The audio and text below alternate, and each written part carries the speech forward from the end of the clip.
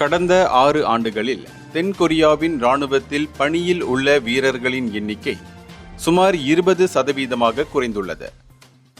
தற்போது இராணுவ வீரர்களின் எண்ணிக்கை 4,50,000 உள்ளது.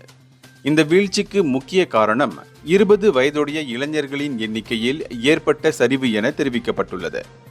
தென்கொரியாவில் 20 வயதை அடைந்த ஆண்கள் கட்டாயம் இராணுவத்தில் சேர வேண்டும்.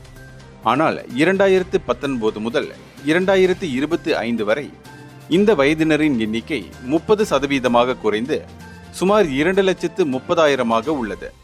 இந்த சரிவு காரணமாக சுமார் 50,000 வீரர்களுக்கு தட்டுப்பாடு ஏற்பட்டுள்ளதாகவும், குறிப்பாக அதிகாரிகள் அல்லாத பணியாளர்களிடையே இந்த தட்டுப்பாடு அதிகம் என்றும் பாதுகாப்பு அமைச்சு எச்சரித்துள்ளது.